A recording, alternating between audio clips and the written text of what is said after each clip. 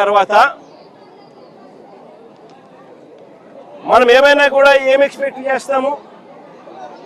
విశాఖపట్నం ఇక్కడే ఉంది.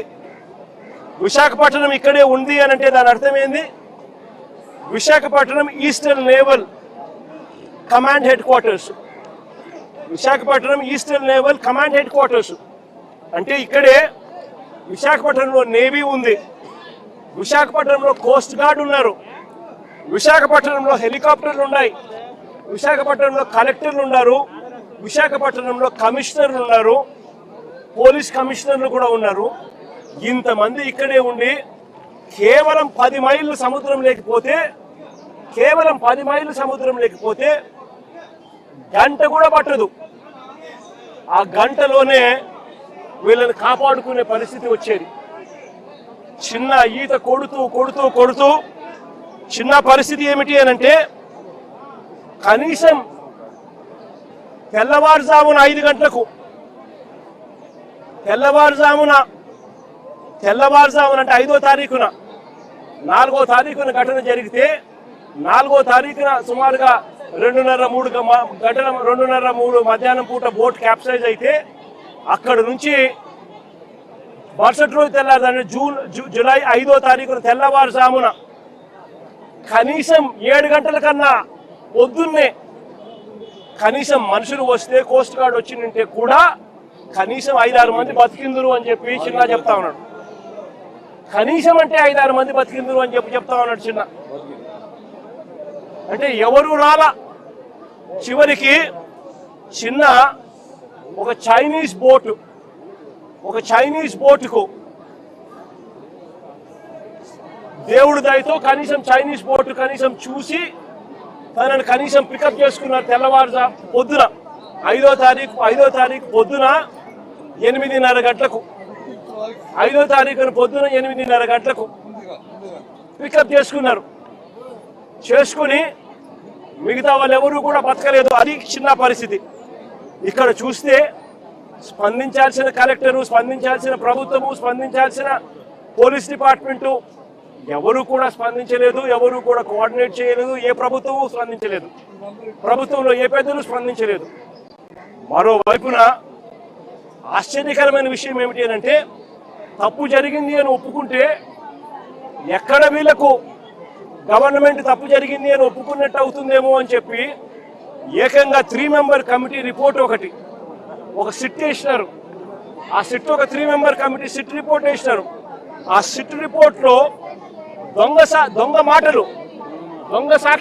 మాటలు ఈ 3 member committee finding report 3 member committee fact finding report ఇది ఒకసారి చూడండి. ఈ రిపోర్ట్ చూస్తే ఇందులో వీళ్ళు రాసిన మాటలు ఏమిటో తెలుసా? The families of the crew received information about the incident in the early hours of 5th July 2026 at around 5 AM. అంటే తెల్లవారుజామున వరకు కుటుంబ సభ్యులకి ఇన్ఫర్మేషనే రాలేదు. ఆ తర్వాతనే వాళ్ళు ఇన్ఫర్మేషన్ మాకు చెప్పినారు అని చెప్పుకొస్తా ఉన్నారు.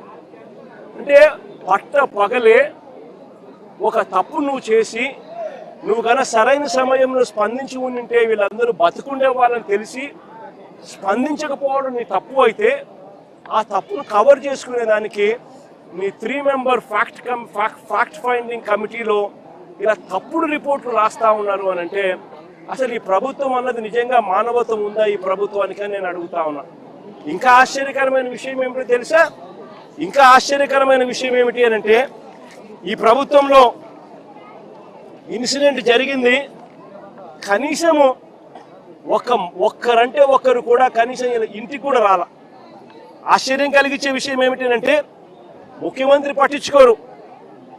డిసాస్టర్ మేనేజ్మెంట్ చూసే హోంమంత్రి గారు కనీసం ఈ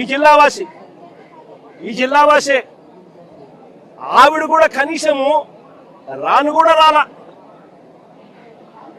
ఇదే ఉత్తరాంధ్రకు సంబంధించిన మంత్రి, ఫిషరీస్ డిపార్ట్మెంట్ మంత్రి అచ్చెన్నాయుడు, ఫిషరీస్ డిపార్ట్మెంట్ కి సంబంధించిన మంత్రి, ఇదే ఉత్తరాంధ్రకు సంబంధించిన మంత్రి కనీసము ఆయన కనీసం ఇంటికి కూడా రాలా, కనీసం వీళ్ళ ఇంటికి కూడా రాలా. పైగా ఏమంటారు తెలుసా, వీడియో కాల్ చేశారట. వీడియో కాల్లో వీళ్ళ కుటుంబాన్ని వీళ్ళ కుటుంబాలను వాళ్ళు పరామర్శించారు అని చెప్పి అనితమ్మ అంటుంది. హోంమంత్రి, డిసాస్టర్ మేనేజ్మెంట్ చూసే మంత్రి అనితమ్మ గారు వీడియో కాల్లో పరామర్శించినామని చెప్తారు. ఒకరంటే ఒకరు కనీసం బాధ్యత గల స్థానంలో ఉన్న వ్యక్తులు, ఫిషరీస్ డిపార్ట్మెంట్ మంత్రి కానీ, డిసాస్టర్ మేనేజ్మెంట్ మంత్రి కానీ, ముఖ్యమంత్రి కానీ కనీసం ఎవరంటే ఒకరు పట్టించుకున్న పరిస్థితి లేదు. కనీసం వీళ్ళ ఇళ్ల కాడికి వచ్చి వీళ్ళను ఓదార్చి తప్పు జరిగిందమ్మా, ప్రభుత్వం తప్పు చేసేది, కలెక్టర్ స్పందించలేదు, అది మా తప్పే, సిఏ పోలీస్ డిపార్ట్మెంట్ స్పందించలేదు, అది మా తప్పే, దానికి క్షమాపణ చెప్తా ఉన్నామమ్మా, మీకు కనీసం మనిషిని తీసుకొని రాలేకపోయినా కూడా కనీసం మీ కుటుంబానికి తోడుగా మేము ఉంటామమ్మా అని చెప్పి కనీసం 4 మాటలు మాట్లాడలేకపోయారు ఈ మంత్రులు. ఈ ముఖ్యమంత్రి గారు కనీసం ఆ మంత్రులను పంపించేనా కానీ కనీసం ఆ మాటలైనా చెప్పించలేకపోయాడు. ఇది